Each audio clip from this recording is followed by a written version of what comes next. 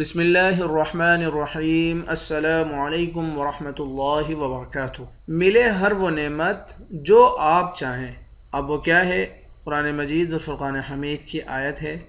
वो ज़रा मैं आपके सामने तिलावत करूँगा, फिर उसके बारे में फ़जीलत आपके सामने बयान करूँगा। औज़ु बिल्लाहि मिनश शैतानिर रजीम।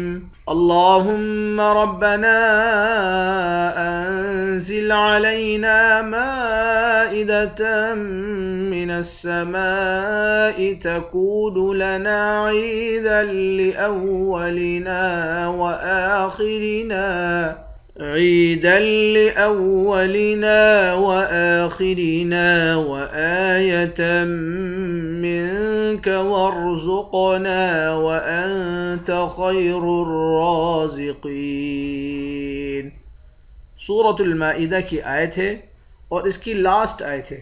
अब तरीक़ेकार क्या है, किस तरह पढ़ना है, ज़रा मुलाहिज़ा फरमाइए। अव्वल व आखिर ताक तादाद में दुरूद शरीफ और फिर 11 मरतबा ये आयात पढ़कर आसमान पर फूंक मार दें और अल्लाह सुब्हानहू व तआला को पैगाम भेज दें दुआ की सूरत में। ये अमल सुबह व शाम करें। अब इसका फ़ायदा क्या है, ज़रा मुलाहिज़ा फरमाइएगा। अब इसका फ़ायदा है कि रिज़्क़ रूहानी व जिस्मानी तरह तरह की नेमतों का हुसूल, राहत का सामान, जिंदगी की आसाइशात और हर वो नेमत जो आप चाहें, इंशाअल्लाह ताला इस अमल से हर परेशानी हल होगी और हर ख्वाहिश पूरी होगी। एक दफ़ा दोबारा मैं आपके सामने ये आयत तिलावत कर देता हूँ। इस आयत को आपने याद करना है और अगर याद नहीं होता तो बार बार आपने इस आयत को सुनना है और इस आयत को सुनकर इंशाअल्लाह आपको याद भी हो जाएगा। औज़ु बिल्लाहि मिनश शैतानिर रजीम।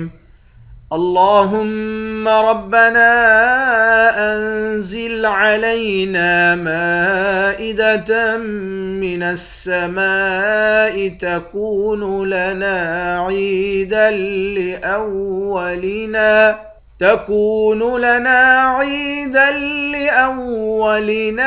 व आखिरिना व आयतम मिनक वरज़ुक़ना व अंत खैरुर राज़िक़ीन। सदक़ल्लाहुल अज़ीम। आपने इस अमल के साथ मुझे भी अपनी दुआओं में याद रखना है। दुआ कि अल्लाह रब्बुल इज़्ज़त मुझे आपको इस पर अमल करने की भी तौफ़ीक़ अता फ़रमाए। जज़ाकुमुल्लाहु खैर।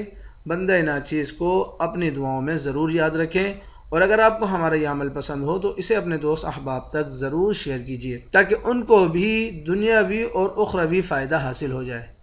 और अगर आपने हमारे चैनल को अब तक नहीं सब्सक्राइब किया तो चैनल को भी लाज़मी सब्सक्राइब कर दीजिए। जज़ाकुमुल्लाहु खैर।